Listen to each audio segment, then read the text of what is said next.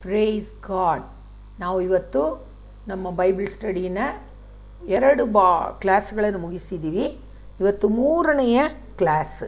ನಾವು ಕಳೆದ ಬಾರಿಗೆ ಸತ್ಯವೇದವು ಪರಿಶುದ್ಧ ವೇದ ಅಂದರೆ ಏನು ಎಂಬುದನ್ನು ನಾವು ಕಲಿತುಕೊಂಡೆವು.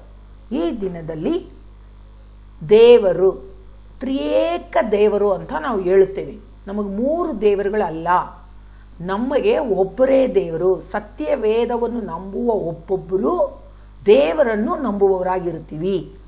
ಅಂಥವರಿಗೆ ನಾವು ಸ್ಪಷ್ಟವಾಗಿ ತಿಳಿಸುವುದು, ನಮಗೆ 3 ದೇವರುಗಳು ಅಲ್ಲ, ನಮಗೆ ಒಬ್ಬರೇ ದೇವರು. ಆದರೆ ದೇವರ 3 ಸ್ಥಾನಗಳನ್ನು ನಾವು ಅರ್ಥ ಮಾಡಿಕೊಳ್ಳಬೇಕು. ತಂದೆಯಾದ ದೇವರು, ಕರ್ತನಾದ ಯೇಸು ಕ್ರಿಸ್ತನು, ಪರಿಶುದ್ಧ ಆತ್ಮನು, 3 ಸೇರಿ ಒಂದು ನಾವು ದೇವರು ಅಂತ ನಾವು ಹೇಳ್ತೀವಿ. ದೇವರ ವ್ಯಕ್ತಿತ್ವ ಪವಿತ್ರಾತ್ಮನಾಗಿ ನಮಗೆ ಪ್ರಕಟಿಸುತ್ತಾರೆ. ಯೇಸು ಕ್ರಿಸ್ತನಾಗಿ ನಮಗೆ ಪ್ರಕಟವಾಗಿದ್ದಾನೆ. ಆದರೆ ಯಾರು ಕೂಡ ತಂದೆಯಾದ ದೇವರನ್ನು ನೋಡಿಲ್ಲ. ತಂದೆಯಾದ ದೇವರ ಸಂಪರ್ಕಕ್ಕೆ ಯಾವ ಮನುಷ್ಯರು ಇವತ್ತುವರೆಗೂ ಬರಕ್ಕಾಗುವುದಿಲ್ಲ. ಅದನ್ನು ನಾವು ವಿವರಣೆಯಾಗಿ ಈ ದಿನದಲ್ಲಿ ನಾವು ಇಲ್ಲಿ ನೋಡಲು ಹೋಗುತ್ತೇವೆ. ಫಸ್ಟಾಗಿ ನಾವು ದೇವರೆನ್ನುವ ಪದವನ್ನು ಸರಿಯಾಗಿ ಅರ್ಥ ಮಾಡಿಕೊಳ್ಳಬೇಕು. ಅದು ಹೆಸರು ಅಲ್ಲ, ಅದು ಆದಿಯಲ್ಲಿ ದೇವರು ಆಕಾಶವನ್ನು ಭೂಮಿಯನ್ನು ಸೃಷ್ಟಿಸಿದನು. ಯಾರು ಸೃಷ್ಟಿಸಿದ್ರು ಭೂಮಿ ಆಕಾಶವನ್ನು? ದೇವರು. ಸೊ ಸೃಷ್ಟಿಸಲ್ಪಟ್ಟ ವಸ್ತುಗಳು ಎಲ್ಲವೂ ನಾವು ನೋಡುವುದು, ನಾವು ಬಳಸುವುದು ಎಲ್ಲವೂ ಕೂಡ ಸೃಷ್ಟಿಸಲ್ಪಟ್ಟ ವಸ್ತುಗಳು, ಸೃಷ್ಟಿ ವಸ್ತುಗಳು. ಇವುಗಳನ್ನು ಸೃಷ್ಟಿ ಮಾಡಿದ ಒಬ್ಬ ವ್ಯಕ್ತಿ, ಅವರೇ ಸೃಷ್ಟಿಗಳ ದೇವರು ಅಂತ ನಾವು ಹೇಳ್ತೀವಿ, ಸೃಷ್ಟಿಕರ್ತ. ಅದರಿಂದ ಆ ಸೃಷ್ಟಿಕರ್ತನನ್ನೇ ನಾವು ಇವತ್ತು ದೇವರು ಅಂತ ನಾವು ಹೇಳುತ್ತೇವೆ. ಆತನು ಆತ್ಮಗಳ ತಂದೆಯಾಗಿದ್ದಾರೆ. ಎಲ್ಲವನ್ನೂ ಸೃಷ್ಟಿ ಮಾಡಿದವರು. ಮನುಷ್ಯನನ್ನು ಆತನೇ ಸೃಷ್ಟಿ ಮಾಡಿದ್ನು. ಮನುಷ್ಯನನ್ನು ಸೃಷ್ಟಿ ಮಾಡಿ ಮನುಷ್ಯನಿಗಾಗಿದ್ದ ಭೂಮಿ, ಆಕಾಶ, ಪಕ್ಷಿ ಎಲ್ಲವನ್ನು ಉಂಟು ಮಾಡಿದ ದೇವರಾಗಿದ್ದಾರೆ. ಅವುಗಳೆಲ್ಲ ಸೃಷ್ಟಿಗಳು. ಆ ಸೃಷ್ಟಿಗಳಿಗೆ ಮನುಷ್ಯನನ್ನು ಕಿರೀಟವಾಗಿ ಏರ್ಪಡಿಸಿದನು. ಅದರಿಂದ ಮನುಷ್ಯನಿಗೂ ದೇವರಿಗೂ ಬಹಳ ಸಂಬಂಧ ಉಂಟು. ಆ ಸಂಬಂಧಕ್ಕಾಗಿಯೇ ದೇವರು ಮನುಷ್ಯನನ್ನು ಏರ್ಪಡಿಸಿಕೊಂಡನು. ಅದರಿಂದ ಸೃಷ್ಟಿಯ ಕರ್ತನು, ಸೃಷ್ಟಿಸಿದವನು ದೇವರು. ಇವತ್ತು ಅನೇಕರು ದೇವರ ಸರಿಯಾದ ಸಂಬಂಧದಲ್ಲಿ ಇಲ್ಲದವರು ವೇದವಾಕ್ಯವನ್ನು ಓದಿ ತಪ್ಪಾಗಿ ಅರ್ಥ ಮಾಡಿಕೊಂಡು ತಪ್ಪು ವ್ಯಾಕರಣಗಳನ್ನು ಮಾಡುತ್ತಿದ್ದಾರೆ. ಆದರೆ ದೇವರು ಇವತ್ತು ಅನೇಕರು ಏನು ಹೇಳ್ತಾರೆ, ಯೇಸು ಕ್ರಿಸ್ತು ಪ್ರಾರ್ಥಿಸೋದಕ್ಕೆ ಕೇಳಿದಾಗ ಆತನು ಪರ್ವತ ಪ್ರಸಂಗದಲ್ಲಿ ಏನು ಹೇಳಿದರು? ತಂದೆಯಾದ ದೇವರೇ ಅಂತ ಪ್ರಾರ್ಥನೆಯನ್ನು ಪ್ರಾರಂಭಿಸಿದ ಕಾರಣ ಎಲ್ಲರೂ ಹೇಳ್ತಾರೆ ತಂದೆಯಾದ ದೇವರಿಗೆ ಮಾತ್ರ ಪ್ರಾರ್ಥಿಸಬೇಕು, ಯೇಸು ಹಿಂಗೆ ಕಳಿಸಿದ್ದಾರೆ ಅಂತ. ಆದರೆ ದೇವರಲ್ಲಿ 3 ಸ್ಥಾನಗಳನ್ನು ನಾವು ಅರ್ಥ ಮಾಡಿಕೊಳ್ಳಬೇಕು. ಅದನ್ನು ಅರ್ಥ ಮಾಡಿಕೊಳ್ಳೋದಕ್ಕೆ ನಾನು ಇನ್ನೂ ಸ್ವಲ್ಪ ಹೊತ್ತಲ್ಲಿ ಕೆಲವು ವಿಷಯಗಳನ್ನು ನಿಮಗೆ ಚೆನ್ನಾಗಿ ನಾನು ಹೇಳುತ್ತೇನೆ. ಈಗ ನೀರು ಗಾಳಿಯಲ್ಲಿ ಇದೆ. ನೀರನ್ನು ನಾವು ಬಿಸಿ ಮಾಡಿದ್ರೆ ಅದು ಸ್ಪಿರಿಟ್ ಆಗುತ್ತೆ, ಆವಿಯಾಗಿ ಅದು ಎದ್ದು ಹೋಗುತ್ತೆ. ಆದರೆ 3 ವಿಧದಲ್ಲಿ ನಾವು ನೀರನ್ನು ನೋಡಬಹುದು. ಅದೇ ರೀತಿಯಾಗಿಯೇ ಈಗ ವ್ಯಾಪಿಸಿರುವ ನೀರು, ಗಾಳಿಯಲ್ಲಿ ವ್ಯಾಪಿಸಿರುವ ನೀರನ್ನು ನಾವು ನೋಡೋಕ್ಕಾಗಲ್ಲ. ಆದರೆ ನಮಗೆ ಗೊತ್ತಾಗುತ್ತೆ, ಭಾವಿಸ್ಕೊಳ್ಳಬಹುದು ನೀರಿರೋದನ್ನು. ನೀರಿನ ಅಂಶ ಜಾಸ್ತಿ ಇರುವ ಕಡೆ ಹೋದರೆ ಚಳಿ ಆಗುತ್ತೆ. ಅದೇ ರೀತಿಯಾಗಿ ದೇವರನ್ನು ನಾವು ಭಾವಿಸಬಹುದೇ ಹೊರತು ದೇವರ ಸಂಪರ್ಕಕ್ಕೆ ನಾವು ಯಾವತ್ತೂ ಬರಕ್ಕೆ ಸಾಧ್ಯವಾಗುವುದಿಲ್ಲ. ಆದರೆ ನೀರಿನ ಸಂಪರ್ಕವನ್ನು ನಾವು ಮಾಡಬಹುದು. ಈ ನೀರು ನಾವು ಸೇವಿಸ್ತೀವಿ.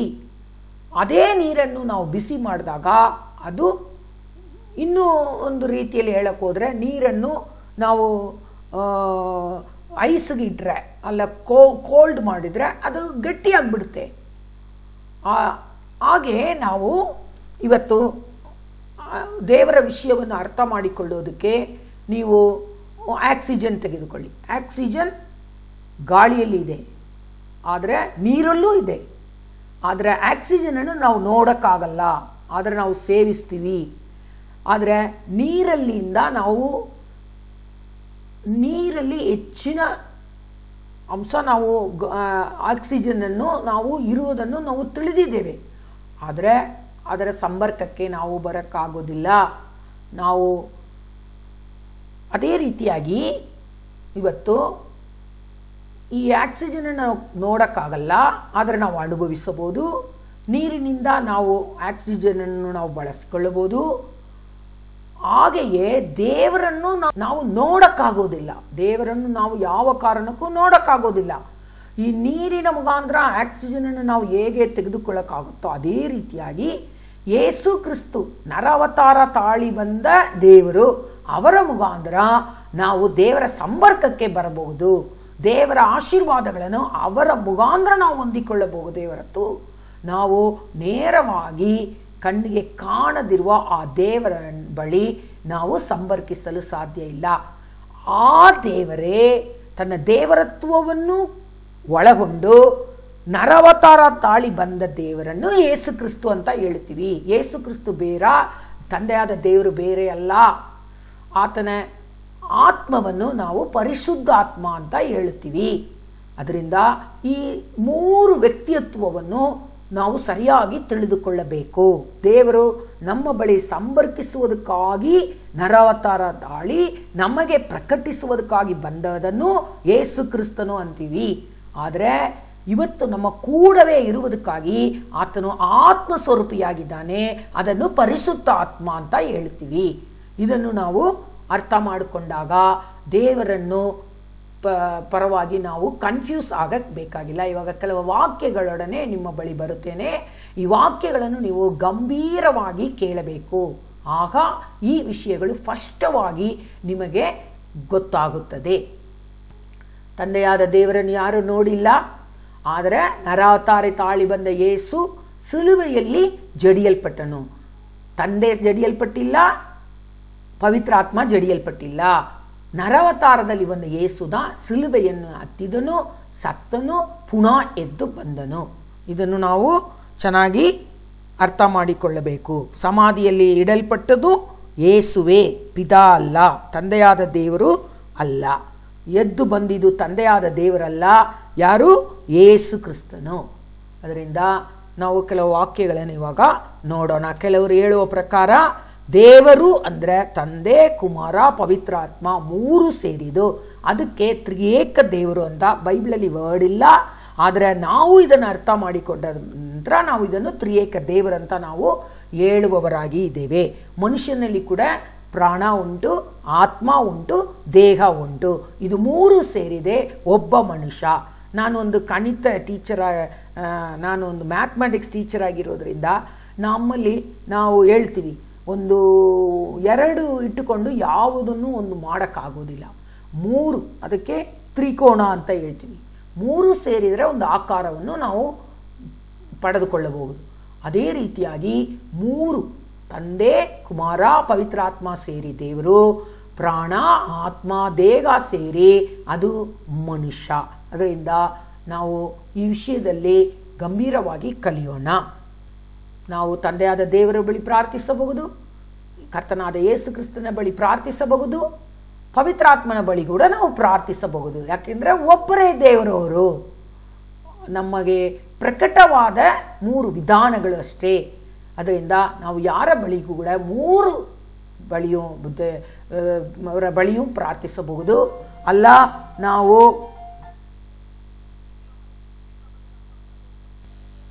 ಕ್ರಿಸ್ತ ಶಕ 360-320 ಏರಿಯಸ್ ಎಂಬ ಒಬ್ಬ ಬೋಧಕ ಇದ್ದ. ಇದ್ದರು. ಅವರು ಈ ತ್ರಿಯೇಕ ದೇವರನ್ನು ಆತನು ಒಪ್ಪಿಕೊಳ್ಳಕ್ಕೆ ಆಗದೆ ಆತನು ಯೇಸುವನ್ನು ದೇವರು ಅಲ್ಲ ಎಂದು ಹೇಳಿದನು. ನಿಯಾಸ್ ಅನ್ನುವ ಒಂದು ಸ್ಥಳದಲ್ಲಿ ಆತನು ವಾದ ವಿವಾದ ಮಾಡಿದನು. ಹೇಗೆ ಆತನು ಮೋಶೆಗೆ ದೇವರು ಹೇಳಿದರು, ನಾನು ನಿನ್ನನ್ನು ಫರೋಹನಿಗೂ ದೇವರಾಗಿ ಮಾಡುತ್ತೀನಿ ಅಂತ. ಹಂಗಾಗಿ ಅದೇ ರೀತಿ ಯೇಸು ಕೂಡ ಒಬ್ಬ ದೇವರು. ಮೋಶೆ ಹೇಗೆ ಫರೋಹನಿಗೆ ದೇವರಾಗಿದ್ದರು, ಹಾಗೆ ಯೇಸು ಅನ್ನು ಜನರು ದೇವರಾಗಿ ಕಂಡರು. ಆ ರೀತಿ ಆತನು ವಾದ ವಿವಾದ ಮಾಡಿದನು. ಆ ಟೈಮಲ್ಲಿ ಕಾನ್ಸ್ಟಂಟೈನ್ ನೋಬಲ್ ಅನ್ನುವರು, ರೋಮರು ಆವಾಗ ದೇಶವನ್ನು ಆಳುತ್ತಾ ಇದ್ದರು. ಅವರು ಅರಸನಾಗಿದ್ದನು. ಅದರಿಂದ ಆತನು ವಿವಾದ ಮಾಡಿ ಹಾಗೆ ಬಿಟ್ಟುಬಿಟ್ಟನು. 19-20 ಶತಮಾನದಲ್ಲಿ ಅವನು ಕೆಲವು ಬುಕ್ಕು ಬರೆದು ಬಿಟ್ಟುಬಿಟ್ಟ. ಆಗ 19 ಮತ್ತು 20ನೇ ಶತಮಾನದಲ್ಲಿ ಅಮೇರಿಕಾದಲ್ಲಿ ಚಾರ್ಲ್ಸ್ ರಸಲ್ ಅನ್ನುವ ಒಬ್ಬ ವ್ಯಕ್ತಿ ಈ ಪುಸ್ತಕವನ್ನು ಓದಿ ಇದನ್ನು ಆತನು ಅಳವಡಿಸಿಕೊಳ್ಳಲು ಪ್ರಾರಂಭಿಸಿದನು. ಆತನಿಂದ ಉದ್ಭವಿಯಾಗಿದೆ ಜೆಹೋವಾ ವಿಟ್ನೆಸ್. ಈ ಜೆಹೋವಾ ವಿಟ್ನೆಸ್ಸು ಕಳ್ಳ ಉಪದೇಶವು. ಅವರು ಯೇಸುವನ್ನು ದೇವರಂತೂ ಒಪ್ಪುವುದಿಲ್ಲ. ಶರೀರಧಾರೆಯಾಗಿ ಬಂದ ಯೇಸುವನ್ನು ಒಪ್ಪದವರು ಕಳ್ಳರು ಅಂತೂ ವೇದವಾಕ್ಯ ಹೇಳುತ್ತೆ. ಮುಂದಿನ ಸಮಯದಲ್ಲಿ ವಾಕ್ಯಗಳನ್ನು ನಾನು ನಿಮಗೆ ತೋರಿಸುವೆ.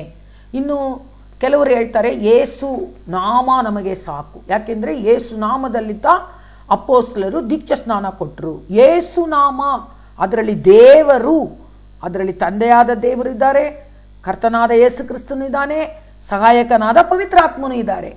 ಅದನ್ನು ಅವರು ಅರಿಯಲಾರದ ಮೂರ್ಖರಾಗಿ ಯೇಸುನಾಮ UPC ನೀವೆಲ್ಲರೂ ಕೇಳಿರಬಹುದು, ಯುನೈಟೆಡ್ ಪೆಂಟಿಕಾಸ್ಟ್ ಅಂತ ಹೇಳ್ತಾರೆ. ಸುಮ್ಮನೆ ಪೆಂಟಿಕಾಸ್ಟ್ ಅನ್ನುವ ಹೆಸರನ್ನು ಸೇರಿಸ್ಕೊಂಡಿದ್ದಾರೆ. ಅವರ ಒಳ ಉಪದೇಶ ಯಾವುದು ಅಂದರೆ ಯೇಸುನಾಮ ನಮಗೆ ಸಾಕು, ಪವಿತ್ರಾತ್ಮ ಇಲ್ಲ, ತಂದೆ ಇಲ್ಲ. ಈ ಮೂರಲ್ಲಿ ನೀವು ಯಾವುದೋ ಒಂದನ್ನು ತಿರಸ್ಕಾರ ಮಾಡಿದ್ರೂ ಅದು ಕಳ್ಳ ಉಪದೇಶ. ಈ ಮೂರು ಜೊತೆಗೆ ನೀವು ಯಾವುದನ್ನೋ ಒಂದನ್ನು ಸೇರಿಸಿಕೊಂಡ್ರೂ ಅದು ಕಳ್ಳ ಉಪದೇಶ.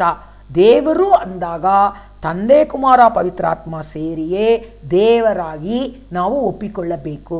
ಅದರಿಂದ ತಂದೆ ಬೇಡ, ಕುಮಾರ ಬೇಡ, ಕೆಲವರಿಗೆ ಪವಿತ್ರಾತ್ಮ ಬೇಡ. ಹೀಗೆ ಹಲವಾರು ಪಂಗಡಗಳನ್ನು ನಾವು ನೋಡುತ್ತೇವೆ. ನಾವು ಎಚ್ಚರಿಕೆ ಉಳ್ಳವರಾಗಿ ಇರಬೇಕು. ಅದರಿಂದ ಯೇಸುವಿನ ನಾಮದಲ್ಲಿ ಅವರು ದೀಕ್ಷಾ ಸ್ನಾನ ಕೊಟ್ಟರು ಕೂಡ ಅದರಲ್ಲಿ ತಂದೆ ಕುಮಾರ ಪವಿತ್ರಾತ್ಮ ಒಳಗೊಂಡದಾಗಿಯೇ ಇದೆ. ಅದರಿಂದ ಪರಿಶುದ್ಧ ಆತ್ಮವನ್ನು ಕುರಿತು ನಾವು ವಿರೋಧ ಮಾತಾಡಂಗೆ ಇಲ್ಲ. ಮತ್ತು ದೇವರು, ತಂದೆಯಾದ ದೇವರು, ಕರ್ತನಾದ ಯೇಸು ಕ್ರಿಸ್ತನು, ಪರಿಶುದ್ಧಾತ್ಮನು, ತಂದೆ ಕುಮಾರ ಪವಿತ್ರಾತ್ಮ, ಇವರು ಸರ್ವವ್ಯಾಪಿ,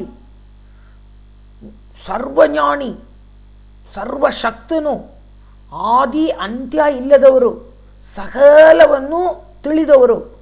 ಏನು ಬೇಕಾದ್ರೂ ಅವರಿಂದ ಮಾಡತಕ್ಕದ್ದು, ಅವರಿಂದ ಅಸಾಧ್ಯವಾದದ್ದು ಅಸಾಧ್ಯವಾದ್ದು ಒಂದೂ ಇಲ್ಲ. ಅದರಿಂದ ನಾವು ದೇವರು ಯೇಸು ಕ್ರಿಸ್ತು ಒಂದು ಸ್ಥಳದಲ್ಲಿ ಹೇಳ್ತಾರೆ, ಮನುಷ್ಯನಾಗಿ ಬಂದಾಗ ಮನುಷ್ಯತ್ವವನ್ನು ದೇವರತ್ವಕ್ಕಿಂತ ಕಡಿಮೆ ಅನ್ನುವುದನ್ನು ತೋರಿಸೋದಕ್ಕಾಗಿ ತಂದೆ ನನಗಿಂತ ದೊಡ್ಡವರು ಅಂತ ಹೇಳಿದರು. ಯಾಕೆಂದರೆ ಯೇಸು ಅವಾಗ ಮನುಷ್ಯನಾಗಿದ್ದರು. ತನ್ನ ಮನುಷ್ಯತ್ವವನ್ನು ಅವರು ಕುರಿತು ಹಾಗೆ ಹೇಳಿದರೆ ಹೊರತು ತನ್ನ ದೇವರತ್ವವನ್ನು ಕುರಿತು ಹೇಳಿಲ್ಲ. ಇದನ್ನೆಲ್ಲ ಅನೇಕರು ಬುದ್ಧಿ ಇಲ್ಲದೆ ದೇವರ ಸಂಬಂಧ ಇಲ್ಲದವರಂತೂ ನಾನು ಹೇಳಲು ಬಯಸ್ತೀನಿ. ಯಾಕೆಂದರೆ ಪವಿತ್ರಾತ್ಮ ಸಕಲವನ್ನು ನಮಗೆ ಬೋಧಿಸತಕ್ಕವರಾಗಿದ್ದಾರೆ. ನಾವು ದೇವರಿಗೆ ಒಳಗಾದಾಗ, ತ್ರಾಣವುಳ್ಳ ಹಸ್ತದ ಕೆಳಗೆ ನಾವು ಇದ್ದಾಗ ಈ ತ್ರಿಯೇಕ ದೇವರಿಗೆ ವಿರುದ್ಧ ನಾವು ಮಾತನಾಡುವುದಿಲ್ಲ. ಯಾಕೆಂದರೆ ಬೈಬಲಲ್ಲಿ ಅದು ತುಂಬ ಸ್ಪಷ್ಟವಾಗಿ ಕ್ಲಿಯರ್ ಆಗಿ ಇದೆ. ಅದರಿಂದ ನಾವು ಕೂಡ ಈ ತ್ರಿಯೇಕ ದೇವರನ್ನೇ ನಾವು ಆರಾಧಿಸುವುದನ್ನು ಯಾವತ್ತೂ ಮರೆಯಕೂಡದು. ಬೈಬಲಲ್ಲಿ ನಾವು ಆಗಾಗ ನೋಡ್ತೀವಿ, ಹಳೆಯ ಒಡಂಬಡಿಕೆಯಲ್ಲೂ ಕೂಡ ಕರ್ತರ್ ಅಂತ ಅಂದರೆ ಗ್ರೇಕ ಪದದಲ್ಲಿ ಕ್ರಿಯೋಸ್, ಅದೇ ಹೀಬ್ರೂ ಪದದಲ್ಲಿ ಅಡೋನಾಯ್, ಯಾಹುವೆ. ಕರ್ತ ಅಂದರೆ ಅದು ಯೆಗೋವಾ, ಯಾಗುವೆ. ಈಗ ಯೇಸುಸ್ ಯೇಸುವ, ಕ್ರಿಸ್ಟೋಸ್, ಕಮ್ ಮೆಸ್ಸಿಯಾ ಅಂತ ಅರ್ಥ. ಇದನ್ನು ಅನೇಕರು ಅರ್ಥ ಮಾಡಿಕೊಳ್ಳಿ. ಟ್ರಾನ್ಸ್ಲೇಷನ್ನಲ್ಲಿ ಗ್ರೀಕ್ ಭಾಷೆ ಅಲ್ಲ, ಹೀಬ್ರೂ ಭಾಷೆಯಲ್ಲಿ ಇವುಗಳನ್ನು ನಾವು ತುಂಬ ಸ್ಪಷ್ಟವಾಗಿ ಅರಿಯಲು ಸಾಧ್ಯ. ಅದರಿಂದ ನಮ್ಮ ಭಾಷಾಂತರದಲ್ಲಿ ಕೆಲವು ಮಿಸ್ಟೇಕ್ ಇದೆ, ಅದನ್ನು ನಾವು ಲೆಕ್ಕಿಸದೆ ದೇವರ ಕಾರ್ಯವನ್ನು ನಾವು ಸ್ಪಷ್ಟವಾಗಿ ಅರಿತುಕೊಳ್ಳೋಣ. ಅದರಿಂದ ಮೆಸ್ಸಿಯಾ, ದೇವರಿಗೂ ಮನುಷ್ಯನಿಗೂ ಸಂಬಂಧವನ್ನು ಏರ್ಪಡಿಸುವ, ಸಮರಾಸಿ ಮಾಡುವ ಒಬ್ಬ ದೇವದೂತ ಅಂತ ಕೂಡ ಬೈಬಲಲ್ಲಿ ಬರೆಯಲ್ಪಟ್ಟಿದೆ. ಅದರಿಂದ ಇವತ್ತು ಮಧ್ಯಸ್ಥನಾಗಿ ಬಂದ ದೇವರು, ನರವತಾರ ತಾಳಿ ಬಂದ ದೇವರು, ದೇವರಿಗೂ ಮನುಷ್ಯನಿಗೂ ಮಧ್ಯಸ್ಥನಾಗಿ ಇರುವುದನ್ನು ನಾವು ಅರ್ಥ ಮಾಡಿಕೊಳ್ಳೋಣ.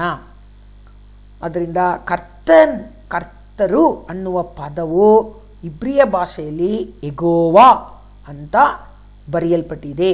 ಅದರಿಂದ ಹಳೆಯ ಒಡಂಬಡಿಕೆಯಲ್ಲೂ ಕರ್ತರ್ ಬರುತ್ತೆ, ಹೊಸ ಒಡಂಬಡಿಕೆ ಕರ್ತನಾದ ಯೇಸು ಕ್ರಿಸ್ತು. ಹಂಗಾದ್ರೆ ಯೆಹೋವಾವೇ ಯೇಸು ಕ್ರಿಸ್ತು. ಇದನ್ನು ತಿಳಿಯದೆ ಇವತ್ತು ಯೇಸುವನ್ನು ದೇವರಲ್ಲ, ಯೇಸು ಮನುಷ್ಯ, ಆತನು ಅದು ಇದು ಅಂತ ಹೇಳುವವರಿಗೆ ನಾವು ಬಹಳ ಎಚ್ಚರಿಕೆಯಾಗಿ ದೂರ ಇದ್ದು ನಮ್ಮನ್ನು ಕಾಪಾಡಿಕೊಳ್ಳಬೇಕು. ದೇವರು ಅಂದರೆ ಯಾರು? ನಾನು ಮೊದಲನೆಯದಾಗಿ ಹೇಳಿದೆ, ಆದಿಕಾಂಡ 1ನೇ ಅಧ್ಯಾಯದಲ್ಲಿ ಭೂಮಿ ಆಕಾಶವನ್ನು ಸೃಷ್ಟಿ ಮಾಡಿದ ದೇವರಂತ. ಇಲ್ಲಿ ಕೆಲವು ವಾಕ್ಯವನ್ನು ಓದೋಣ. ವಿಮೋಚನ ಕಾಂಡ 6ನೇ ಅಧ್ಯಾಯ 2-3. ದೇವರು ಮೋಶೆಯ ಸಂಗಡ ಮಾತನಾಡಿ, ನಾನೇ ಕರ್ತನು. ಹಾಗಾದ್ರೆ ಈ ಕರ್ತನು ಎನ್ನುವ ಪದ ಯೇಸು ಕ್ರಿಸ್ತನಿಗೂ, ತಂದೆಯಾದ ದೇವರಿಗೂ ಬರುತ್ತೆ. ಯೇಸು ಕ್ರಿಸ್ತನಿಗೂ ಯೆಹೋವಾವಿಗೂ ಕರ್ತನು ಅಂತ ಈ ಪದವು ಬಳಸಲ್ಪಟ್ಟಿದೆ.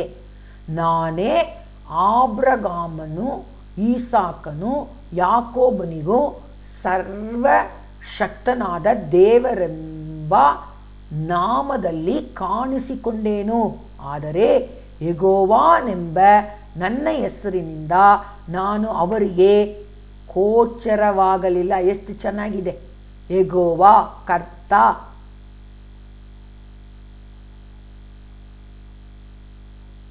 ಮತ್ತೊಂದು ವಾಕ್ಯವನ್ನು ಓದುತ್ತೇನೆ.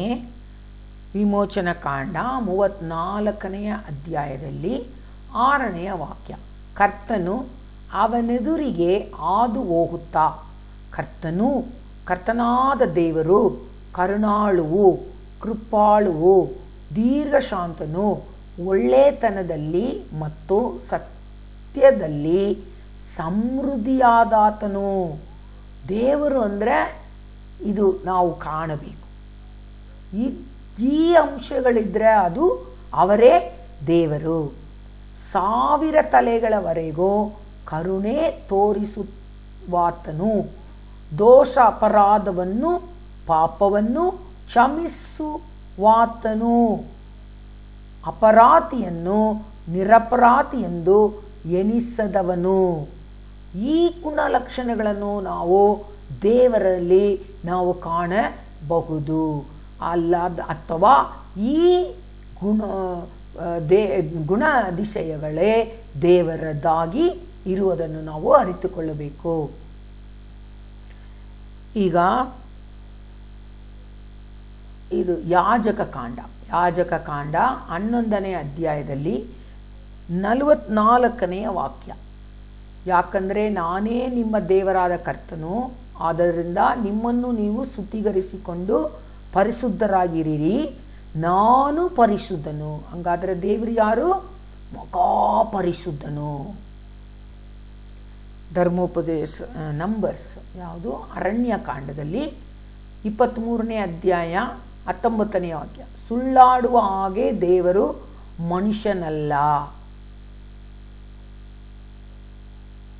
ಪಶ್ಚಾತ್ತಾಪ ಪಡುವ ಹಾಗೆ ನರಪುತ್ರನಲ್ಲ. ಆತನು ನುಡಿದದನ್ನು ಇರುವೆನೇ, ಮಾತನಾಡಿದ್ದನ್ನು ಆತನು ಸ್ಥಾಪಿಸನೇ. ಅದರಿಂದ ದೇವರು ಈ ಗುಣಲಕ್ಷಣಗಳನ್ನು ಉಡೆಯವರಾಗಿದ್ದಾರೆ. ಧರ್ಮೋಪದೇಶ ಕಾಂಡ 10ನೇ ಅಧ್ಯಾಯ 17ನೇ ವಾಕ್ಯ. ನಿಮ್ಮ ದೇವರಾದ ಕರ್ತನು ಆತನೇ ದೇವರುಗಳ ದೇವರು, ಕರ್ತರ ಕರ್ತನು, ಮಹಾದೇವರು, ಪರಾಕ್ರಮಿಯು, ಭಯಂಕರನು. ಆತನು ಮುಖದಾಕ್ಷಿಣ್ಯ ನೋಡುವುದಿಲ್ಲ, ಲಂಚ ತೆಗೆದುಕೊಳ್ಳುವುದಿಲ್ಲ. ನೋಡಿ ಎಂಥ ದೇವರ ಸ್ವಭಾವಗಳು, ಎಂಥವುಗಳು. ಹಲ್ಲೆಲೂಯಾ. 1 ತಿಮೋಥೆಯ 6ನೇ ಅಧ್ಯಾಯ 15ನೇ ವಾಕ್ಯ. ಸ್ತುತಿ ಹೊಂದತಕ್ಕ ಒಬ್ಬನೇ ಸರ್ವಶಕ್ತನು, ತನ್ನ ಸಮಯಗಳಲ್ಲಿಯೇ ಆತನನ್ನು ಪ್ರತ್ಯಕ್ಷಪಡಿಸುವನು. ಆ ಸರ್ವಶಕ್ತನು ರಾಜಾದಿರಾಜನು, ಕರ್ತರ ಕರ್ತನೂ ಆಗಿದ್ದಾನೆ. ಆತನೊಬ್ಬನೇ ಅಮರತ್ವವುಳ್ಳವನು, ಯಾರು ಸಮೀಪಿಸಲಾರದಂಥ ಬೆಳಕಿನಲ್ಲಿ ವಾಸಿಸುವಾತನು ಆಗಿದ್ದಾನೆ. ಯಾವ ಮನುಷ್ಯನು ಆತನನ್ನು ಕಾಣಲಿಲ್ಲ, ಯಾರು ಕಾಣಲಾರರು. ಆತನಿಗೆ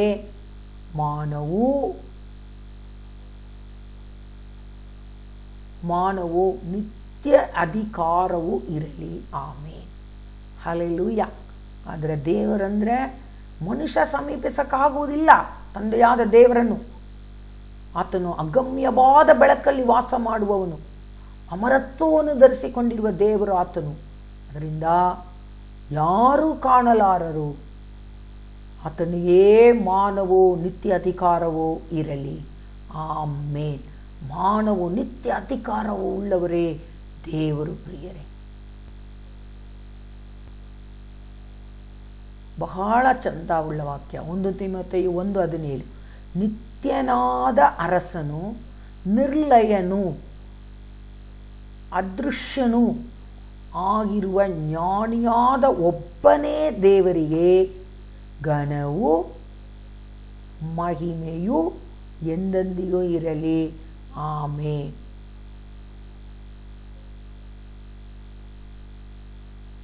ಅಪೊಸ್ತಲರ ಕೃತ್ಯ 17ನೇ ಅಧ್ಯಾಯದಲ್ಲಿ ನಾನು ಕೆಲವು ವಾಕ್ಯಗಳನ್ನು ಓದುತ್ತೇನೆ. ಇಲ್ಲಿ ತಿಳಿಯದ ದೇವರಿಗೆ ಎಂದು ಬರೆದಿತ್ತು. ಆ ಜನರು ಹಾಗೆ ಬರೆದು ದೇವರನ್ನು ಆರಾಧಿಸುತ್ತಾ ಇದ್ರು. ಆಗ ಪೌಲಪೋಸ್ತಲನವರಿಗೆ 17ನೇ ಅಧ್ಯಾಯದಲ್ಲಿ ನೀವು ನೋಡಬಹುದು, 24ನೇ ವಾಕ್ಯದಲ್ಲಿ ಜಗತ್ತನ್ನು ಅದರಲ್ಲಿರುವ ಎಲ್ಲವುಗಳನ್ನು ಉಂಟು ಮಾಡಿದ ದೇವರು ಭೂಮಿ ಆಕಾಶಗಳ ಒಡೆಯನಾಗಿರುವುದರಿಂದ ಕೈಯಿಂದ ಕಟ್ಟಿರುವ ಗುಡಿಗಳಲ್ಲಿ ವಾಸ ಮಾಡುವಾತನಲ್ಲ, ಇಲ್ಲವೇ ತಾನೇ ಎಲ್ಲರಿಗೂ ಜೀವವನ್ನು ಶ್ವಾಸವನ್ನು ಎಲ್ಲವನ್ನೂ ಕೊಡುವಾತನಾಗಿರಲಾಗಿ. ಆತನೇ ಎಲ್ಲರಿಗೂ ಜೀವ ಕೊಡುವಾತನಾಗಿ ಇರಲಾಗಿ ಕೊರತೆ ಇದ್ದವನಂತೆ ಮನುಷ್ಯರ ಕೈಗಳಿಂದ ಆರಾಧನೆ ಹೊಂದುವಾತನಲ್ಲ. ಆತನು ಒಂದೇ ರಕ್ತದಿಂದ ಎಲ್ಲ ಜನಾಂಗಗಳ ಮನುಷ್ಯರನ್ನು ಭೂಮುಖದಲ್ಲಿ ಮೇಲೆ ವಾಸಿಸುವ ಹಾಗೆ ಉಂಟು ಮಾಡಿದ್ದಾನೆ. ಹಲ್ಲೆಲೂಯಾ. ಅದರಿಂದ ದೇವರು, ನಾವು ಆರಾಧಿಸುವ ದೇವರು ಜಗತ್ತನ್ನು ಅದರಲ್ಲಿರುವ ಎಲ್ಲವನ್ನು ಉಂಟು ಮಾಡಿ ಜೀವ ಶ್ವಾಸ ಎಲ್ಲವನ್ನು ಕೊಟ್ಟಿರುವ ಒಬ್ಬ ಸೃಷ್ಟಿಯ ದೇವರಾಗಿದ್ದಾರೆ. ಎಲ್ಲವುಗಳ ಮೇಲೆ ಇರುವ ಆತನು ದೇವರಾಗಿದ್ದಾರೆ. ಇಷ್ಟುವರೆಗೂ ತಂದೆಯಾದ ದೇವರ ಕುರಿತ ಕೆಲವು ಪದಗಳು, ಅದರ ಗುಣ ಅತಿಶಯಗಳನ್ನು ನಾವು ಬೈಬಲಲ್ಲಿ ನೋಡಿದ್ದೀವಿ. ಈಗ ಯೇಸು ಯಾರು ಎಂದು ನಾವು ನೋಡೋಣ. ಯೇಸು ಯಾರು? ಮತ್ತಾಯ 1ನೇ ಅಧ್ಯಾಯ 21. ಆಕೆಯು ಒಬ್ಬ ಮಗನನ್ನು ಹೊರುವಳು, ನೀನು ಆತನಿಗೆ ಯೇಸು ಎಂದು ಕರೆಯಬೇಕು, ಯಾಕೆಂದರೆ ಆತನು ತನ್ನ ಜನರನ್ನು ಅವರ ಪಾಪಗಳಿಂದ ರಕ್ಷಿಸುವವನು ಅನ್ನನು. ರಕ್ಷಕ ಯೇಸು ಅಂದರೆ ಆತನು ಪಾಪಗಳಿಂದ ನಮ್ಮನ್ನು ಬಿಡಿಸಿ ರಕ್ಷಿಸುವ ದೇವರಾಗಿದ್ದಾರೆ. ಹಲ್ಲೆಲೂಯಾ.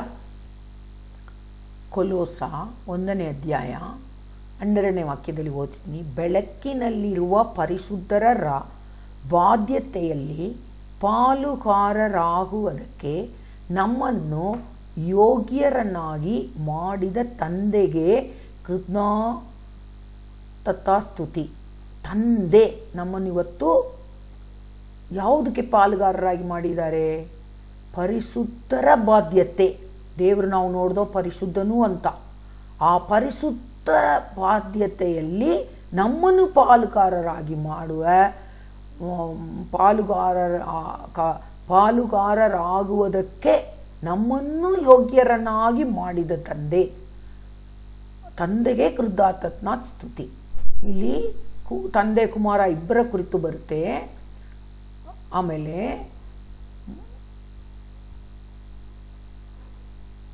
ಆತನು ದೇವರು ನಮ್ಮನ್ನು ಅಂಧಕಾರದ ಶಕ್ತಿಯಿಂದ ಬಿಡಿಸಿ ತನ್ನ ಪ್ರಿಯ ಕುಮಾರನ ರಾಜ್ಯದೊಳಗೆ ಸೇರಿಸಿದನು. ಇದೆಲ್ಲ ದೇವರ ಕಾರ್ಯ ನೋಡಿ.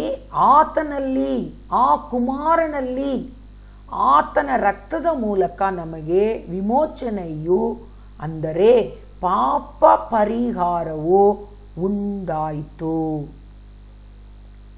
ಅಂದರೆ ದೇವರೇ ಮನುಷ್ಯನಾಗಿ ಬಂದಾಗ ದೇವರ ಕುಮಾರನು ಅಂತ ನಾವು ಹೇಳ್ತೀವಿ. ಆತನು ಅದೃಶ್ಯನಾದ ದೇವರ ಪ್ರತಿರೂಪವು. ಈಗ ಯೇಸು ಕ್ರಿಸ್ತನ ಕುರಿತು ಹೇಳುತ್ತೆ, ಆತನು ಅದೃಶ್ಯನಾದ ದೇವರ, ಯಾಕೆಂದರೆ ದೇವರು ಅದೃಶ್ಯನು, ಆತನನ್ನು ನೋಡೋಕ್ಕಾಗೋದಿಲ್ಲ. ಅದೃಶ್ಯನಾದ ದೇವರ ಪ್ರತಿರೂಪವು. ಪ್ರತಿಯೊಂದು ಸೃಷ್ಟಿಗೆ ಶ್ರೇಷ್ಠನು ಆಗಿದ್ದಾನೆ. ಭೂಪರಲೋಕಗಳಲ್ಲಿರುವ ದೃಶ್ಯವಾದವುಗಳೆಲ್ಲವೂ ಸಿಂಹಾಸನಗಳಾಗಲಿ ಇಲ್ಲವೇ ಪ್ರಭುತ್ವಗಳಾಗಲಿ ಇಲ್ಲವೇ ದೊರೆತನಗಳಾಗಲಿ ಇಲ್ಲವೇ ಅಧಿಕಾರಗಳಾಗಲಿ ಆತನಲ್ಲಿ ಸೃಷ್ಟಿಸಲ್ಪಟ್ಟವು. ಸರ್ವವು ಆತನಿಂದಲೂ ಆತನಿಗೋಸ್ಕರವಾಗಿಯೂ ಸೃಷ್ಟಿಸಲ್ಪಟ್ಟಿತು.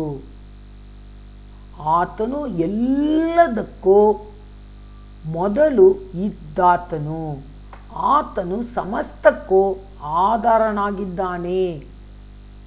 ಅಂದರೆ ಯೇಸು ಕ್ರಿಸ್ತನನ್ನು ಕುರಿತು ಬರೆಯಲ್ಪಟ್ಟಿದೆ. ಯಾಕೆಂದರೆ ದೇವರು ಪರಲೋಕದಲ್ಲಿದ್ದಾರೆ, ಮನುಷ್ಯನಿಗೆ ಭೂಮಿಯನ್ನು ಮಾಡಿಕೊಟ್ಟರು. ಆ ಭೂಮಿಗೆ ತನ್ನನ್ನು ಪ್ರಕಟಿಸುವಾಗ ದೇವರು ಪಾಪ ಮಾಡುವ ಮೊದಲು ದೇವರ ಸಂಪರ್ಕದಲ್ಲಿ ಮನುಷ್ಯರಿದ್ದರು.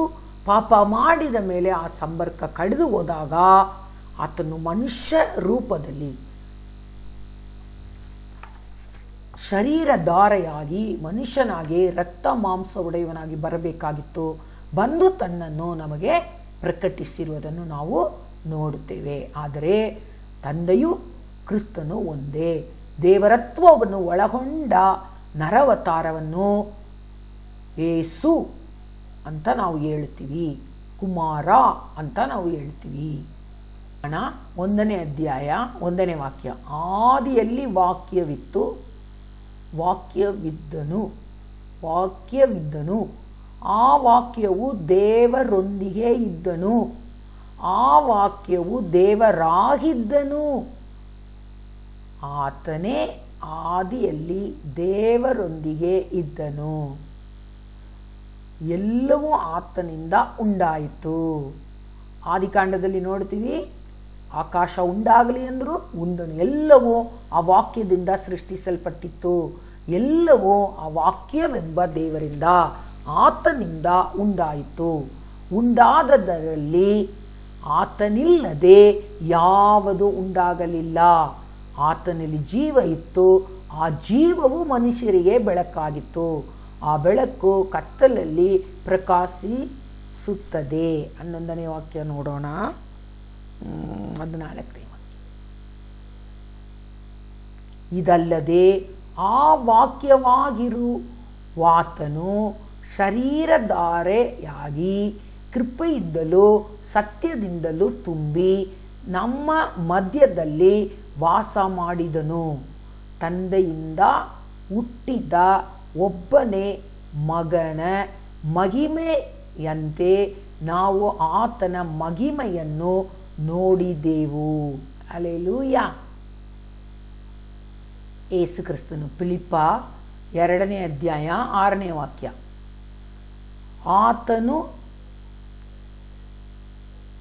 ದೇವ ಸ್ವರೂಪವಾಗಿದ್ದರೂ ದೇವರಿಗೆ ಸರಿ ಸಮಾನನಾಗಿರುವೆನೆಂದೆನಿಸದೆ ತನ್ನನ್ನು ಬರಿದು ಮಾಡಿಕೊಂಡು ದಾಸನ ರೂಪವನ್ನು ಧರಿಸಿಕೊಂಡಾಗ ಮನುಷ್ಯರ ಹೋಲಿಕೆಯಲ್ಲಿ ಮಾಡಲ್ಪಟ್ಟನು.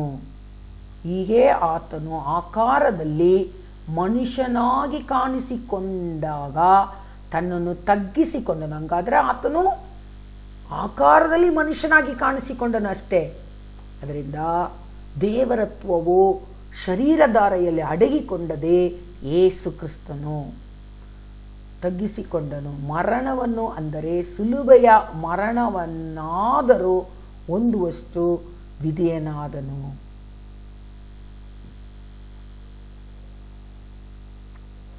ಯೇಸು ಕ್ರಿಸ್ತನು ನಂಬತಕ್ಕ ಸಾಕ್ಷಿಯು, ಸತ್ತವರೊಳಗಿಂದ ಮೊದಲು ಎದ್ದು ಬಂದಾತನು, ಭೂರಾಜರ ಪ್ರಭುವು ಆಗಿರುವ ಯೇಸು ಕ್ರಿಸ್ತನಿಂದ ಆತನು ನಮ್ಮನ್ನು ಪ್ರೀತಿಸಿ ತನ್ನ ಸ್ವಂತ ರಕ್ತದಿಂದ ನಮ್ಮನ್ನು ನಮ್ಮ ಪಾಪಗಳಿಂದ ತೊಳೆದು ತನ್ನ ತಂದೆಯಾದ ದೇವರಿಗೆ ನಮ್ಮನ್ನು ರಾಜರನ್ನಾಗಿಯೋ, ಇಲ್ಲಿ ನೋಡಿ, ತಂದೆಯಾದ ದೇವರಿಗೆ ಯೇಸು ಕ್ರಿಸ್ತನ ಕುರಿತು ಇಲ್ಲಿ ಬರುತ್ತದೆ. ತಂದೆಯಾದ ದೇವರಿಗೆ ಅಂದರೆ ಆ ದೇವರನ್ನು ನಾವು ಸೇರಬೇಕಾಗಿದ್ರೆ ಈ ಮನುಷ್ಯನಾಗಿ ಬಂದ ದೇವರು ಯೇಸು ಕ್ರಿಸ್ತನ ಮುಖಾಂತರ ನಾವು ಆ ದೇವರತ್ವವನ್ನು ಪಡೆದುಕೊಳ್ಳಲು ಸಾಧ್ಯ. ತಂದೆಯಾದ ದೇವರಿಗೆ ನಮ್ಮನ್ನು ರಾಜರನ್ನಾಗಿಯೂ ಯಾಜಕರನ್ನಾಗಿಯೂ ಮಾಡಿದನು. ಆತನಿಗೆ ಯುಗಾಂತರಗಳಲ್ಲಿ ಮಹಿಮೆಯು ಅಧಿಪತ್ಯವೂ ಇರಲಿ. ಆಮೆನ್. ಯೋಹಾನು ಯೇಸು ಕ್ರಿಸ್ತನನ್ನು ಕುರಿತು, ನಾನು ಮೊದಲನೆಯವನು ಕಡೆಯವನು ಆಗಿದ್ದೇನೆ. ಆತನು ತನ್ನ ಬಲಗೈಯನ್ನು ನನ್ನ ಮೇಲಿಟ್ಟು, ಈ ಯೋಹಾನನು ಕಂಡ ದರ್ಶನದಲ್ಲಿ, ಹೆದರಬೇಡ, ನಾನು ಮೊದಲನೆಯವನು ಕಡೆಯವನು ಆಗಿದ್ದೇನೆ, ಸತ್ತವನಾದೇನು ಈಗ ಬದುಕುವವನಾಗಿದ್ದೇನೆ, ಇಗೋ ನಾನು ಎಂದೆಂದಿಗೂ ಬದುಕುವವನಾಗಿದ್ದೇನೆ. ಆಮೇನ್. ನರಕದ ಮತ್ತು ಮರಣದ ಬೀಗದ ಕೈಗಳು ನನ್ನಲ್ಲಿ ಅವೇ. ಹಲ್ಲೆಲೂಯಾ. ಈಗ ಕೆಲವು ವಾಕ್ಯಗಳನ್ನು ತೋರಿಸ್ತೇನೆ. ತಂದೆಯಾದ ದೇವರು, ಮಗನಾದ ಯೇಸು ಕ್ರಿಸ್ತ ಇಬ್ಬರು ಒಬ್ಬರೇ ಅನ್ನುವುದನ್ನು ಸೂಚಿಸುವ ವಾಕ್ಯಗಳು. ಗಮನವಾಗಿ ಗಂಭೀರವಾಗಿ ಕೇಳೋಣ. ಆದಿಕಾಂಡ 1:26, ತರುವಾಯ ದೇವರು ನಮ್ಮ ರೂಪದಲ್ಲಿ ನಮ್ಮ ಹೋಲಿಕೆಗೆ ಸರಿಯಾಗಿ ಮನುಷ್ಯನನ್ನು ಮಾಡೋಣ. ಇಲ್ಲಿ ಯಾರು ನಮ್ಮ? ಹಂಗಂದ್ರೆ ದೇವರು ತನ್ನ ಕೂಡನೇ ತಾನೇ ಮಾತನಾಡಿಕೊಳ್ಳುತ್ತಾನೆ. ತಂದೆಯಾದ ದೇವರು, ಕರ್ತನಾದ ಯೇಸು ಕ್ರಿಸ್ತನು, ಆತ್ಮನಾದ ದೇವರು, 3 ಜನರು ಅಲ್ಲಿ ಒಬ್ಬನಾದ ದೇವರು ತನ್ನಲ್ಲಿ ಈ ಆಲೋಚನೆಯನ್ನು ಮಾಡಿಕೊಳ್ಳುವುದನ್ನು ಈ ರೀತಿಯಾಗಿ ವ್ಯಕ್ತಪಡಿಸಿದ್ದಾರೆ. ತರುವಾಯ ದೇವರು ನಮ್ಮ ರೂಪದಲ್ಲಿ ನಮ್ಮ ಹೋಲಿಕೆಗೆ ಸರಿಯಾಗಿ ಮನುಷ್ಯನನ್ನು ಮಾಡೋಣ. ಹಲ್ಲೆಲೂಯಾ. ಇಲ್ಲಿ ನಾವು ದೇವರನ್ನು, ಆಮೇಲೆ ಅವರು ಯೇಸು ಕ್ರಿಸ್ತನ ಕೂಡ ಮಾತನಾಡುವುದನ್ನು, ಅಲ್ಲ, ಕರ್ತನು ಯೆಹೋವಾ ಅವರೊಟ್ಟಿಗೆ ಮಾತನಾಡುವುದನ್ನು ಇಲ್ಲಿ ನಾವು, ಅವರು ತನ್ನೊಳಗೆ ತಾನು ಮಾತನಾಡಿಕೊಳ್ಳುವುದನ್ನು ಇಲ್ಲಿ ವ್ಯಕ್ತಪಡಿಸಿರುವುದನ್ನು ನಾವು ಅರ್ಥ ಮಾಡಿಕೊಳ್ಳಬೇಕು. ಜ್ಞಾನೋಕ್ತಿಗಳು 8ನೇ ಅಧ್ಯಾಯ 22ನೇ ವಾಕ್ಯದಿಂದ ಸ್ಪಷ್ಟವಾಗಿ ಓದೋಣ. ತನ್ನ ಮಾರ್ಗದ ಆದಿಯಲ್ಲಿ ಆತನ ಪುರಾತನ ಕಾರ್ಯಗಳಿಗಿಂತ ಮೊದಲು, ತನ್ನ ಮಾರ್ಗದ ಆದಿಯಲ್ಲಿ ಯಾರು? ತಂದೆಯಾದ ದೇವರು.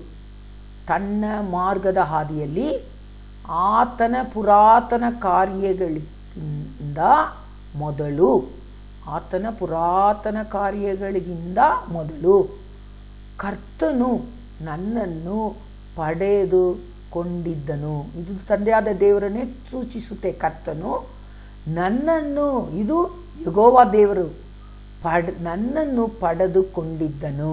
ಹಲ್ಲೆಲೂಯಾ. ನೆಕ್ಸ್ಟ್ ವಾಕ್ಯ,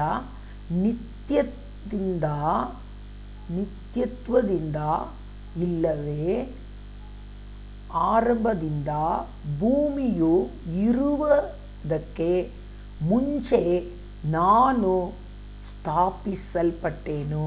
ಹಲ್ಲೆಲೂಯಾ. ನಿತ್ಯತ್ವದಿಂದ ಇಲ್ಲವೇ ಆರಂಭದಿಂದ ಭೂಮಿಯು ಇರುವುದಕ್ಕೆ ಮುಂಚೆ ನಾನು ಸ್ಥಾಪಿಸಲ್ಪಟ್ಟೇನು. ಅಗಾಧಗಳು ಇಲ್ಲದೆ ಇರುವಾಗ, ನೀರಿನಿಂದ ಸಮೃದ್ಧಿಯಾದ ಬುಗ್ಗೆಗಳು ಇಲ್ಲದೆ ಇರುವಾಗ ನಾನು ಉಂಟು ಮಾಡಲ್ಪಟ್ಟೇನು.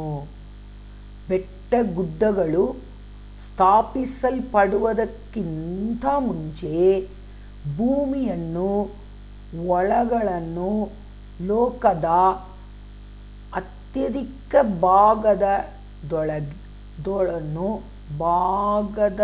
ಧೂಳನ್ನು ಆತನು ಇನ್ನೂ ನಿರ್ಮಿಸದೆ ಇರುವಾಗಲೇ ನಾನು ಉಂಟು ಮಾಡಲ್ಪಟ್ಟೇನು. ಹಲ್ಲೆಲೂಯಾ. ಇದು ಯೇಸು ಕ್ರಿಸ್ತನನ್ನು ಕುರಿತು ಬರೆಯಲ್ಪಟ್ಟಿದೆ. ಆತನು ಯೆಹೋವವಾಗಿ ದೇವರ ಕೂಡ ಇದ್ದವನು. ಆತನು ಆಕಾಶಗಳನ್ನು ಸಿದ್ಧಪಡಿಸಿದಾಗ, ಅಗಾಧದ ಮೇಲೆ ಚಕ್ರವನ್ನು ಹಾಕಿದಾಗ, ಮೇಲೆ ಮೇಘಗಳನ್ನು ಆತನು ಸ್ಥಾಪಿಸಿದಾಗ, ಅಗಾಧದ ಬುಗ್ಗೆಗಳನ್ನು ಆತನು ಬಲಪಡಿಸಿದಾಗ, ಪ್ರವಾಹಗಳು ತನ್ನ ಆಜ್ಞೆಯನ್ನು ಮೀರದಂತೆ ಸಮುದ್ರಕ್ಕೆ ಆತನು ನಿಯಮವನ್ನು ಕೊಟ್ಟಿದ್ದಾಗ, ಭೂಮಿಯ ಅಸ್ಥಿವಾರಗಳನ್ನು ಆತನು ನೇಮಿಸಿದಾಗ ನಾನು ಆತನೊಂದಿಗೆ ಇದ್ದೆನು. ಆಗ ಆತನೊಂದಿಗೆ ಬೆಳೆದವನಂತೆ ಆತನ ಹತ್ತಿರ ಇದ್ದೆನು. ದಿನಾಳು ನಾನು ಆನಂದವಾಗಿ ಆತನ ಮುಂದೆ ಯಾವಾಗಲೂ ಸಂತೋಷಿಸುತ್ತಿದ್ದೆನು.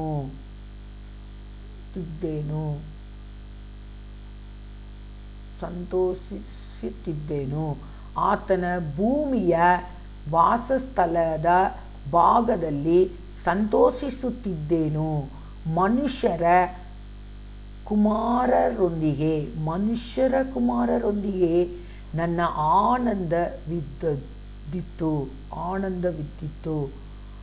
ಆದದರಿಂದ ಓ ಮಕ್ಕಳೇ, ಈಗ ನನ್ನ ಕಡೆಗೆ ಕಿವಿ ಕೊಡಿರಿ. ನನ್ನ ಮಾರ್ಗಗಳನ್ನು ಅನುಸರಿಸುವವರು ಧನ್ಯರು. ಎಷ್ಟು ಅಂದ ಚಂದವಾಗಿದೆ. ಆದಿಯಲ್ಲಿ ವಾಕ್ಯ ಇತ್ತು, ಆ ವಾಕ್ಯ ದೇವರ ಬಳಿ ಇತ್ತು, ಅದು ದೇವರಾಗಿತ್ತು, ದೇವರ ಕೂಡ ಇತ್ತು. ಅದೇ ಇಲ್ಲಿ ನಾವು ನೋಡ್ತೇವೆ. ವಾಕ್ಯವಾದ ದೇವರು, ವಾಕ್ಯ ನರ ಅವತಾರ ತಾಳಿ ನಮ್ಮ ಬಳಿ ಬಂತು. ಇನ್ನು ಇದಕ್ಕಿಂತ ಯಾವ ರೀತಿ ನಾವು ಬೈಬಲನ್ನು ನಾವು ತುರುಕು ಮುರುಕು ಮಾಡಲು ಸಾಧ್ಯ? ಎಷ್ಟು ಸ್ಪಷ್ಟವಾಗಿ ಬರೆಯಲ್ಪಟ್ಟಿದೆ. ಅದರಿಂದ ಈ ವಾಕ್ಯಗಳನ್ನು ನೀವು ತಿರ್ಗಾ ಓದಿ ನೋಡಿ. ಯಾರು ಇದು ಯೆಹೋವ, ಕರ್ತನಾದ ಯೆಹೋವನು. ಹಲ್ಲೆಲೂಯಾ. ಯೆಶಾಯ 43:11. ನಾನೇ ಕರ್ತನಾಗಿದ್ದೇನೆ, ನನ್ನ ಹೊರತು ಯಾವ ರಕ್ಷಕನೂ ಇಲ್ಲ. ಹೌದು, ಅಂದಿನಿಂದಲೇ ನಾನಿದ್ದೇನೆ. ನನ್ನ ಕೈಯಿಂದ ಬಿಡಿಸುವವರು ಯಾರೂ ಇಲ್ಲ. ನನ್ನ ಕೆಲಸಕ್ಕೆ ಅಡ್ಡಿ ಬರುವವನಾರು. ನಾನು ಕರ್ತನಾದ ನಿಮ್ಮ ಪರಿಶುದ್ಧನು, ಇಸ್ರಾಯೇಲನ್ನು ಸೃಷ್ಟಿಸಿದವನು, ನಿಮ್ಮ ಅರಸನು ಆಗಿದ್ದೇನೆ. ಹಲ್ಲೆಲೂಯಾ. ಏಸಾಯ 48 12 13 16 17 ಓದುತ್ತೀನಿ. ಓ ಯಾಕೋಬೇ, ನಾನು ಕರೆದ ಇಸ್ರಾಯೇಲೇ, ನನ್ನ ಕಡೆಗೆ ಕಿವಿಕೊಡು. ಆತನು ನಾನೇ, ನಾನೇ ಮೊದಲನೆಯವನು, ನಾನೇ ಕಡೆಯವನು. ನನ್ನ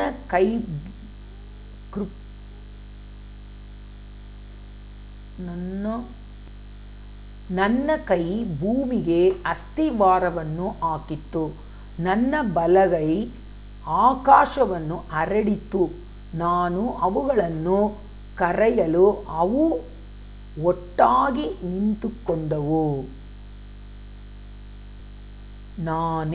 ನಾನಾಗಿಯೇ ಮಾತಾಡಿದ್ದೇನೆ. ಹೌದು, ನಾನು ಅವನನ್ನು ಕರೆದು ಬರಮಾಡಿದ್ದೇನೆ. ಅವನು ಅವನ ಮಾರ್ಗವನ್ನು ಏಳಿಗೆ ಪಡಿಸುವೆನು. ಹಲ್ಲೆಲೂಯಾ.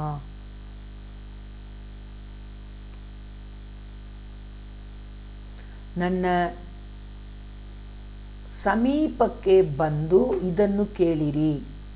ಆದಿಯಿಂದಲೂ ನಾನು ಗುಟ್ಟಾಗಿ ಮಾತಾಡಲಿಲ್ಲ. ಅಂದಿನಿಂದಲೂ ಅಲ್ಲಿ ನಾನು ಇದ್ದೇನೆ. ಈಗ ದೇವರಾದ ಕರ್ತನು ಆತನ ಆತ್ಮದೊಡನೆ ನನ್ನನ್ನು ಕಳುಹಿಸಿದ್ದಾನೆ. ಚೆನ್ನಾಗಿ ಗಮನಿಸಿರಿ. ನಾನು ಗುಟ್ಟಾಗಿ ಮಾತನಾಡಲಿಲ್ಲ, ಅಂದಿನಿಂದಲೂ ಅಲ್ಲಿ ನಾನು ಇದ್ದೇನೆ. ಈಗ ದೇವರಾದ ಕರ್ತನು ಆತನ ಆತ್ಮದೊಡನೆ ನನ್ನನ್ನು ಕಳುಹಿಸಿದ್ದಾನೆ. ತಂದೆಯಾದ ದೇವರು ಆತ್ಮದೊಡನೆ ನನ್ನನ್ನು ಕಳುಹಿಸಿದ್ದಾನೆ. ಇದು ಯೇಸು ಕ್ರಿಸ್ತು ಭೂಮಿಗೆ ಬರುವುದನ್ನು ಕುರಿತು ತೀರ್ಕ ದರ್ಶನ. 17ನೇ ವಾಕ್ಯ. ನಿನ್ನ ವಿಮೋಚಕನು ಇಸ್ರಾಯೇಲಿನ ಪರಿಶುದ್ಧನು ಆಗಿರುವ ಕರ್ತನು ಹೀಗೆನ್ನುತ್ತಾನೆ, ನಿನ್ನ ಉಪಯೋಗಕ್ಕಾಗಿ ನಿನಗೆ ಬೋಧಿಸುವವನು, ನೀನು ನಡೆಯಬೇಕಾದ ದಾರಿಯಲ್ಲಿ ನಿನ್ನನ್ನು ನಡೆಸುವವನು ಆದ ನಾನೇ ನಿನ್ನ ಕರ್ತನು, ನಿನ್ನ ದೇವರು ಆಗಿದ್ದೇನೆ. ಹಲ್ಲೆಲೂಯಾ. ಈ ದೇವರು, ಹಲ್ಲೆಲೂಯಾ, ಯೆಹೋವಾ ತಂದೆಯಾದ ದೇವರು. ನೋಡಿ ಎಷ್ಟು ಕ್ಲಿಯರ್ ಆಗಿ ಇಲ್ಲಿದೆ. ನಾನು ಗುಟ್ಟಾಗಿ ಮಾತನಾಡಲಿಲ್ಲ ಯಾವತ್ತೂ, ಆ ದಿನದಿಂದಲೂ ಇದ್ದೇನೆ. ಈಗ ದೇವರಾದ ಕರ್ತನು ಅಂದರೆ ತಂದೆಯಾದ ದೇವರು ಆತನ ಆತ್ಮದೊಡನೆ ನನ್ನನ್ನು ಕಳುಹಿಸಿದ್ದಾನೆ. ತ್ರಿಯೇಕತ್ವ ಇಲ್ಲೇ ಬರುತ್ತೆ. ತಂದೆಯಾದ ದೇವರಿದ್ದಾರೆ, ಆತ್ಮನಿದ್ದಾನೆ, ನನ್ನನ್ನು, ಇದು ಯೆಹೋವ ದೇವರು ತನ್ನನ್ನು ಕಳಿಸುವುದನ್ನು ಸೂಚಿಸುವಂಥದ್ದಾಗಿರ್ತದೆ. ಯೋಹಾನ 5ನೇ ಅಧ್ಯಾಯ ಕೆಲವು ವಾಕ್ಯಗಳನ್ನು ನೋಡೋಣ. 5ನೇ ಅಧ್ಯಾಯದಲ್ಲಿ 19, 20, 21. ಆಗ ಯೇಸು ಪ್ರತ್ಯುತ್ತರವಾಗಿ ಅವರಿಗೆ, ನಾನು ನಿಮಗೆ ನಿಜವಾಗಿ ಹೇಳುತ್ತೇನೆ, ತಂದೆಯು ಮಾಡುವುದನ್ನು ಕಂಡದನ್ನಲ್ಲದೆ ಮಗನು ತನ್ನಿಷ್ಟಕ್ಕೆ ತಾನೇ ಯಾವುದನ್ನು ಮಾಡಲಾರನು. ಆತನು ಮಾಡುವುದನ್ನೆಲ್ಲ ಹಾಗೆಯೇ ಮಗನು ಮಾಡುವನು. ಯಾಕಂದರೆ ತಂದೆಯು ಮಗನನ್ನು ಪ್ರೀತಿಸಿ ತಾನು ಸ್ವಸ್ಥ ಮಾಡುವವನ್ನೆಲ್ಲ ಮಗನಿಗೆ ತೋರಿಸುತ್ತಾನೆ. ನೀವು ಆಶ್ಚರ್ಯ ಪಡುವ ಹಾಗೆ ಇವುಗಳಿಗಿಂತ ಮಹತ್ ಕಾರ್ಯಗಳನ್ನು ಆತನಿಗೆ ತೋರಿಸುವನು. 5ನೇ ಅಧ್ಯಾಯ ಮತ್ತು 23. ತಂದೆಯು ಹೇಗೆ ಸತ್ತವರನ್ನು ಎಬ್ಬಿಸಿ ಬದುಕಿಸುತ್ತಾನೋ ಹಾಗೆಯೇ ಮಗನು ತನಗೆ ಇಷ್ಟವಿರುವವರನ್ನು ಬದುಕಿಸುತ್ತಾನೆ. ಯೇಸು ಕ್ರಿಸ್ತು ಸತ್ತಾಗ ತಂದೆಯಾದ ದೇವರು ಆತನನ್ನು ಬದುಕಿಸಿದನು ದೇವರು. ಅದೇ ರೀತಿ ಯೇಸು ಕ್ರಿಸ್ತು ಭೂಮಿಯಲ್ಲಿದ್ದಾಗ ಅನೇಕರನ್ನು ಸತ್ತವರನ್ನು ಬದುಕಿಸಿದನು. 23ನೇ ವಾಕ್ಯ. ಆದರೆ ಎಲ್ಲರೂ ತಂದೆಗೆ ಮಾನ ಕೊಡುವ ಪ್ರಕಾರವೇ ಮಗನಿಗೂ ಮಾನ ಕೊಡಬೇಕೆಂದು ತೀರ್ಪು ಮಾಡುವುದನ್ನೆಲ್ಲ ಮಗನಿಗೆ ಒಪ್ಪಿಸಿದ್ದಾನೆ. ಮಗನಿಗೆ ಮಾನ ಕೊಡುವವನು ಆತನನ್ನು ಕಳುಹಿಸಿದ ತಂದೆಗೂ ಮಾನ ಕೊಡುವವನಾಗಿದ್ದಾನೆ. ನಾವು ಯೆಶಾಯದಲ್ಲಿ ಎಷ್ಟು ಚೆನ್ನಾಗಿ ನೋಡ್ದೋ, ಕಳುಹಿಸ್ತಾನೆ ಅಂತ. ಕಳುಹಿಸಲ್ಪಟ್ಟವನು ಯೇಸು ಕ್ರಿಸ್ತನು. ಅದರಿಂದ ನಾವು ನೋಡುವ ಹಾಗೆ ಇಲ್ಲಿ 26ನೇ ವಾಕ್ಯ, ತಂದೆಯು ಹೇಗೆ ಸ್ವಂತ ಜೀವ ಉಳ್ಳವನಾಗಿದ್ದಾನೋ ಹಾಗೆಯೇ ಮಗನು ಸ್ವಂತ ಜೀವ ಉಳ್ಳವನಾಗಿರುವಂತೆ ಆತನು ಅನುಗ್ರಹಿಸಿದ್ದಾನೆ. 28ನೇ ವಾಕ್ಯ, ಇದಕ್ಕೆ ಆಶ್ಚರ್ಯಪಡಬೇಡಿರಿ, ಒಂದು ಕಾಲ ಬರುತ್ತದೆ, ಆಗ ಸಮಾಧಿಗಳಲ್ಲಿ ಇರುವವರೆಲ್ಲರೂ ಆತನ ಧ್ವನಿಯನ್ನು ಕೇಳಿ ಹೊರಗೆ ಬರುವರು. ಹಲ್ಲೆಲೂಯಾ. ಇದನ್ನು ಯೆಶಾಯ 26ನೇ ಅಧ್ಯಾಯ 19ನೇ ವಾಕ್ಯದಲ್ಲಿ ನೀವು ನೋಡಬಹುದು. ಇದೇ ವಾಕ್ಯವನ್ನು ಯೆಶಾಯದಲ್ಲಿ ನಾವು ನೋಡಬಹುದು. ಅದರಿಂದ ಇವತ್ತು ನಾವು ನೋಡಿರುವ ಪ್ರಕಾರ ತಂದೆಯಾದ ದೇವರು, ಕರ್ತನಾದ ಯೇಸು ಕ್ರಿಸ್ತು ತಂದೆಯೂ ನಾನು ತಂದೆಯಲ್ಲೂ ತಂದೆ ನನ್ನಲ್ಲೂ. ಇನ್ನು ಒಂದೆರಡು ವಾಕ್ಯವನ್ನು ನೋಡಿ ಮುಗಿಸುತ್ತೇನೆ. ಈ ವಾಕ್ಯಗಳಲ್ಲಿ ಇನ್ನೂ ಸ್ಪಷ್ಟವಾಗಿದೆ. ನಾನು ತೀರ್ಪು ಮಾಡಿದರೂ ನನ್ನ ತೀರ್ಪು ನಿಜವಾದದೇ, ಯಾಕಂದರೆ ನಾನು ಒಂಟಿಗನಲ್ಲ, ಆದರೆ ನಾನು ನನ್ನನ್ನು ಕಳುಹಿಸಿದ ತಂದೆಯೂ ಇದ್ದೇವೆ. ಇಬ್ಬರ ಸಾಕ್ಷಿಯು ನಿಜವೆಂದು ನಿಮ್ಮ ನ್ಯಾಯ ಪ್ರಮಾಣದಲ್ಲಿಯೂ ಬರೆದದೆ. ನನ್ನ ವಿಷಯವಾಗಿ ನಾನೇ ಸಾಕ್ಷಿ ಕೊಡುತ್ತೇನೆ ಮತ್ತು ನನ್ನನ್ನು ಕಳುಹಿಸಿದ ತಂದೆಯೂ ನನ್ನ ವಿಷಯವಾಗಿ ಸಾಕ್ಷಿ ಕೊಡುತ್ತಾನೆ ಅಂದನು. ತರುವಾಯ ಅವರು ಆತನಿಗೆ, ನಿನ್ನ ತಂದೆ ಎಲ್ಲಿ ಅಂದರು. ಅದಕ್ಕೆ ಯೇಸು ಪ್ರತ್ಯುತ್ತರವಾಗಿ, ನನ್ನನ್ನಾಗಲಿ ನನ್ನ ತಂದೆಯನ್ನಾಗಲಿ ನೀವು ಅರಿತಿಲ್ಲ. ನೀವು ನನ್ನನ್ನು ಅರಿತುಕೊಂಡಿದ್ದರೆ ನನ್ನ ತಂದೆಯನ್ನು ಸಹ ಅರಿತುಕೊಳ್ಳುವಿರಿ ಅಂದನು. ಅದರಿಂದ ಯೇಸುವನ್ನು ತಿಳಿಯದವರು ತಂದೆಯಾದ ದೇವರನ್ನು ತಿಳಿಯಲು ಸಾಧ್ಯವಿಲ್ಲ. ಯೇಸು ಇದನ್ನೆಲ್ಲ ಅವರಿಗೆ ಬೋಧಿಸಿದನು. ಹಲ್ಲೆಲೂಯಾ. ಅದು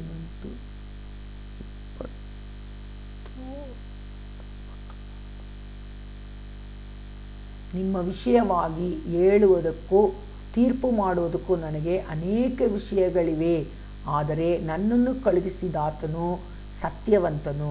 ನಾನು ಆತನಿಂದ ಕೇಳಿದವುಗಳನ್ನೇ ಲೋಕಕ್ಕೆ ಹೇಳುತ್ತೇನೆ ಅಂದನು.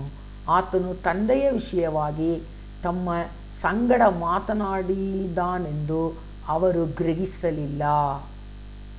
ನಾವಾದ ಗ್ರಹಿಸಿಕೊಳ್ಳಬೇಕು ಪ್ರಿಯರೇ, ಈಗ ಗ್ರಹಿಸಲಿಲ್ಲ.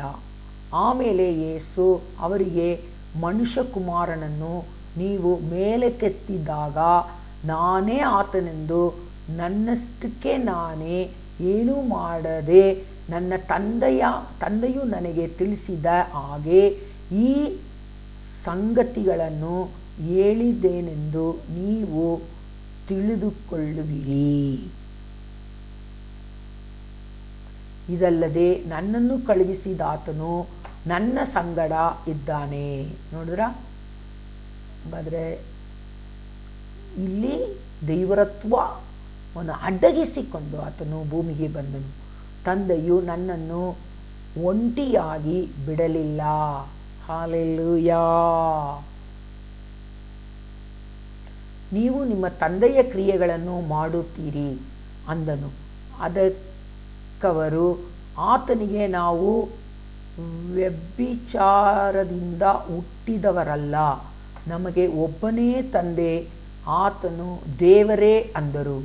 ಯೇಸು ಅವರಿಗೆ, ದೇವರು ನಿಮ್ಮ ತಂದೆಯಾಗಿದ್ದರೆ ನೀವು ನನ್ನನ್ನು ಪ್ರೀತಿಸುತ್ತಿದ್ದೀರಿ, ಯಾಕಂದರೆ ನಾನು ದೇವರಿಂದ ಹೊರಟು ಬಂದಿದ್ದೇನೆ.